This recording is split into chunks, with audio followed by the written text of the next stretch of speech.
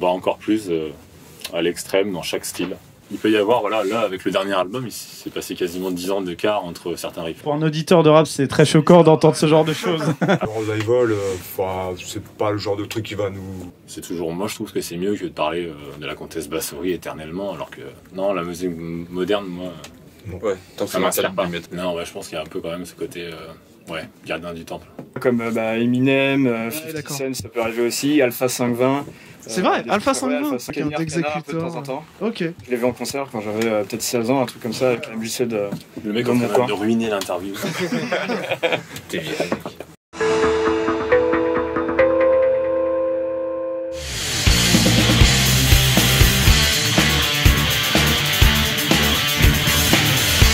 Salut. Donc merci d'avoir accepté notre interview. Du coup, notre média est consacré à la fois donc à la sphère métal et rap. Donc c'est juste pour situer, il y a des auditeurs qui peut-être ne connaissent même pas ce que c'est le thrash metal, tout ça. Donc comment vous vous présenteriez à un complet néophyte?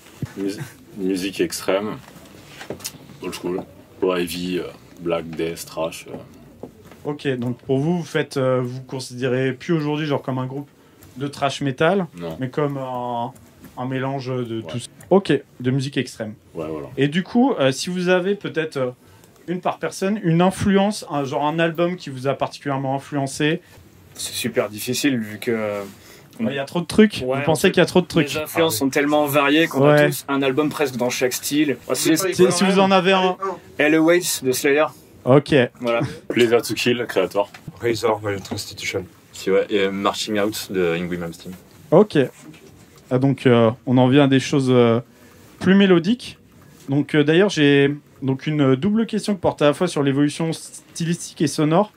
Genre vos débuts sont très bruts et agressifs quand on écoute même à la fois la musique, mais aussi quand j'écoute les mix, il y a plus de fréquences aiguës, même dans les guitares, même dans vos performances live, etc. Et quand je vous vois évoluer dans votre carrière, vous intégrez de plus en plus d'influences mélodiques, heavy, et aussi le son devient, j'ai l'impression, de plus en plus travaillé. Est-ce que c'est volontaire de votre part, notamment quand on compare, quand on écoute votre dernier single qui est sorti récemment? Ouais, surtout sur le dernier en fait. Plus, ouais. Mais est-ce que c'était volontaire de travailler comme ça en studio? Vous vous êtes dit, Non. le prochain album il sera plus travaillé, ou juste vous êtes arrivé, ça s'est fait comme ça? Non, c'est une histoire d'expérience aussi, je pense. On est arrivé avec pas énormément de connaissances de studio sur les premiers trucs et on s'est rodé au fil du temps avec le son déjà qu'on cherchait et qu'on a réussi à obtenir en changeant un peu avec des gars qui nous connaissaient un petit peu plus à chaque fois, etc. Okay. Je pense que ça a joué. Est-ce qu'il y avait une différence de temps et de budget peut-être? Juste, non, vous saviez ce que vous voulez sur le moment? C'est pas une question de budget. Il n'y a pas eu de différence, non, on va dire, dans le processus de studio. Est-ce que ça a été plus long? Avec très peu de moyens, maintenant on peut avoir un son très moderne et c'est pas ce qu'on recherche. Donc. Ok. Une question de budget. Mais non, là on a fait surtout confiance à Raph Henry pour le dernier album. Ok. Si on a ce son-là, c'est un peu aussi sa marque de fabrique, quoi. Ouais, d'accord. C'est qui? El Scala Studio. Scala Studio. D'accord. À Jonzac. Et c'est quoi, enfin, en général, parce que moi je suis un néophyte. Allez, pour situer, je suis le chroniqueur plus métal, je suis le chroniqueur plus rap. Si il va poser des questions plus naïves. C'est un petit peu le gars qui fait tout l'UG du métal français en ce moment, on va dire, entre Merciless, il a fait Vénéfiction, Dionysiac. Du coup, aussi, par rapport à la construction des morceaux, on se demandait si c'était un travail plus collectif et aussi, ou c'est plus une personne dans le groupe qui compose. Et aussi, donc, question qui va avec. Est-ce que vous travaillez vraiment à l'échelle d'un album et vous dites, je veux que cet album il ressemble à ça, il ait cette couleur, il ait ce style, ou juste vous composez des morceaux et au moment où vous en avez assez, vous vous dites ça fait un album? Non, quand même, il y a un travail sur la durée, la longue durée, quand même. C'est que, oui, ça serait facile de composer plein de morceaux en se disant, voilà, basta, on en a 10, on met les 10. Non, je pense que c'est un travail en amont sur plein de riffs. Ouais. On a beaucoup de riffs et peut-être déjà les concepts en plus en général. Il y a les concepts en général, ouais. Puis on associe tel riff avec tel riff parce que déjà voilà, on peut facilement diversifier les morceaux pour que ça s'enchaîne et qu'on se fasse pas. Oui, à l'échelle de l'album, vous pensez déjà le running order au moment. Ouais, il va se créer. Il va se créer au fur et à mesure et. Ok, et vous. Du coup, comment vous construisez les morceaux? Vous vous réunissez je sais pas, dans la salle où vous faites où il y a tous les instruments, etc. Et le morceau, il se crée comme ça ou... Tu vois, parce que par exemple, dans le rap, ça se fait beaucoup soit en home studio ou alors, si c'est un groupe, ils vont faire chez eux, s'envoyer les morceaux, des maquettes. Non, souvent, il y a des idées. Plus qu'on voit, il y a une poignée d'idées qui sont déjà pré-réunies, on va dire, avant. Et c'est tiens, j'ai des riffs à vous montrer, etc. Et quand on arrive, on écoute, on commence à jouer un peu dessus, et on voit comment ça peut s'enchaîner une fois qu'on ça se construit vraiment en répète, du coup. Ouais, ils se construisent. Enfin, on fait quand même des maquettes avant. Et puis, moi, c'est un mélange des deux. C'est un mélange des deux. Enfin, ouais, il y a un mélange des deux, mais souvent, moi, j'ai des idées. Souvent des blocs de riffs. Ouais, ok. Alors, je sais très bien qu'ils seront composés comme ça ne bougera pas. Après, on répète avec, bien sûr, la batterie qui arrive après. Des fois, on change des éléments et on compose après. La structure vient avec la batterie. Trouver les tempos qui vont bien, ça aussi. Ça, les questions de tempo, des fois, les changements se font répète. C'est tout le travail d'arrangement. Tous les travaux d'arrangement. Ah oui. C'est souvent à 4. Et du coup, vous sortez votre troisième album intitulé, alors je vais essayer de bien le prononcer, War Spirit Wither in its Flesh Constraint. Donc le 28 mars 2025, via Dying Victim Productions. Donc à quoi on peut s'attendre en termes d'évolution par rapport notamment au deuxième dans votre évolution stylistiquement et aussi en termes de concept. Vous parliez de concept tout à l'heure, est-ce qu'il y a un concept? Ouais, en fait, c'est une continuité du deuxième album. Le concept, c'est toujours sur les contes et légendes de Bretagne, et, notamment plein de faits historiques sur des personnages qui ont vraiment existé. Et musicalement, la progression, c'est qu'en fait, on va encore plus à l'extrême dans chaque style, dans la mélodie, dans l'agressivité. Ok, il y a une volonté de varier les influences et d'aller plus loin. Ouais, toujours plus loin. On avait déjà commencé sur Beyond. À essayer de clairement. proposer autre chose que du pur speed trash à l'ancienne. Et là, on part. Je pense qu'il y a beaucoup de black metal, mais on élargit encore plus. Ouais, il y a beaucoup de heavy metal aussi. Un peu de des rock influences. aussi, Il y a du rock, il y a beaucoup de rock 70s. Puis le prog est là aussi forcément. Oui. Puis un son qui fait que ça enrichit tout l'ensemble aussi. Ça va être beaucoup plus distinct sur le nouvel album. Ouais, le son est plus propre, plus clair. De toute façon, après, on savait qu'on aurait un bon son quand même en passant par AFO. Oui, vous avez choisi le producteur pour avoir ce son-là en particulier. Ouais, ça s'est fait aussi parce que c'est un pote, quoi. Ouais. Et qu'on connaît déjà son travail. Ouais. C'est déjà les albums qu'il a fait. Vous saviez à quoi s'attendre, vous étiez en terrain safe, quoi. Puis au moins, c'est super de bosser avec quelqu'un que tu connais bien. T'es détendu, et qui connaît bien le groupe aussi. Ouais, c'est un fan. Malgré tout. Bah ouais. Chante pendant le vide, craque pendant la veine, la solade sur vos dos. Un vertige de leur cou, un funeste visage, la danse macabre. Entends le coup de battoir de la bandière, dans la nuit sur les pieds, frappant les graves en clair. C'est combien de temps la conception d'un album d'Executor, quoi, depuis, on va dire, l'idée, ou peut-être, je sais pas, les premiers blocs de riff, comme vous disiez? C'est super long.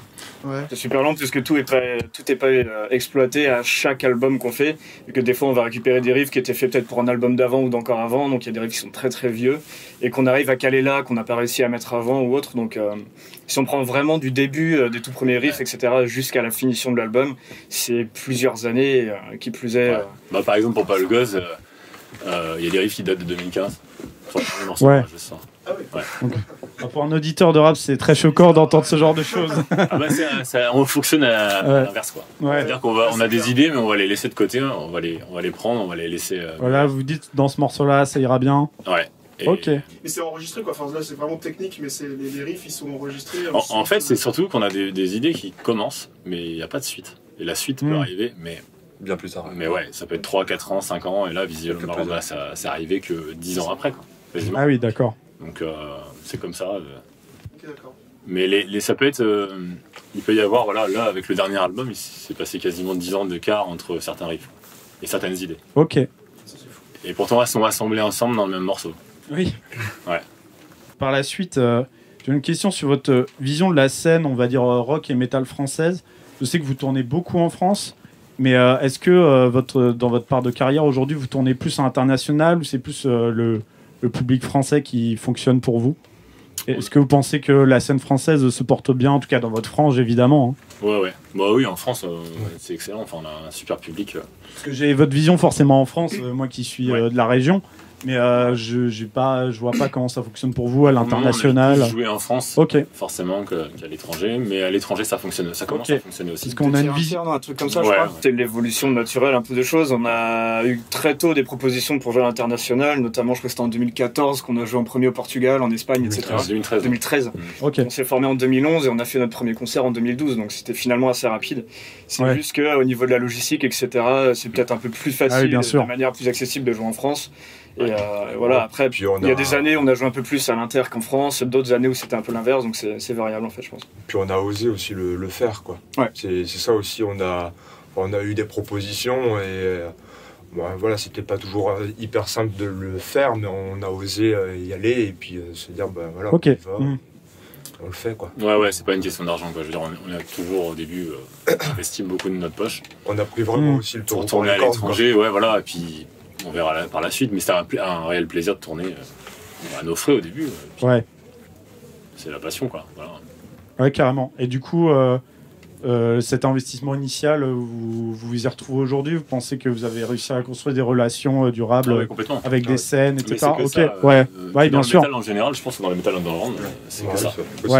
C'est grâce à ça que justement, au moment où on a saisi aussi l'opportunité, on y est allé, et maintenant ça fait que on a entre guillemets un peu moins de mal des fois pour jouer à l'étranger, quoi. Il y a un réseau. C'est un peu le travail de toute une vie, quoi. Par exemple, et puis de relations avec des groupes, j'imagine, qui vous invitent pour tourner avec eux, ou une date avec eux. Ouais, c'est souvent ça. En fait, nous, on marche aussi à l'affect, c'est-à-dire on tourne avec des groupes qu'on aime. On va voir dans des pays, on a des contacts, mais c'est souvent des mecs d'assaut qui ont des groupes qu'on adore aussi, quoi. Il y a un partage. C'est plus que juste c'est de l'amitié aussi, quoi. Et de pas savoir avec qui tu joues, quoi. Enfin, c'est des potes. C'est devenu des potes, quoi. Ouais, on s'est fait plein de potes comme ça, et puis en général, on sait souvent avec qui on joue, et on aime souvent leur musique. Voilà, c'est. Et là, actuellement, Executor, ça tombe plus à l'étranger ou en France, du coup? En France, on a plus joué en France. On a plus joué en France qu'à l'étranger. Ces derniers temps, on a à peu près kiff-kiff. Ouais, je pense que c'est moi. Je pense qu'on fait un petit peu moins de dates en France et c'est à peu près pareil. Je pense. On est en train de tourner un peu la donne, je pense, parce que forcément, on aimerait aussi jouer dans des pays qu'on n'a pas fait en Europe. Et en France, on a beaucoup joué, donc ça va se calmer un peu, c'est normal, quoi. Oui, bien sûr. C'est bien d'avoir du nouveau à proposer à chaque fois qu'on revient quelque part, plutôt que jouer pour jouer et montrer la même chose, quoi. Donc on a peut-être fait un petit peu ça à une certaine période, quand on battait pas mal le fer, notamment 2016-2017. Cette période-là, ça jouait un peu plus, et du fait de mettre un peu plus de temps à composer, etc., il y a eu le Covid qui a ralenti un peu. Maintenant, on attend de vraiment avoir autre chose à proposer avant de revenir trop souvent dans les mêmes coins, quoi. Oui. C'est vrai que je me souviens d'une période où dans chaque festival vous étiez là. Ça fait toujours plaisir, bien sûr. Après, pour le Court of Chaos, c'est un peu un accord aussi qu'on a eu. Oui. C'est un peu différent. Oui, c'est un abonnement. Le cours, ça compte pas. C'est pour ça que cette année, on n'y joue pas. Pour la première année. C'est terrible. En exclusivité. C'est l'inverse. En exclusivité, on n'est pas là.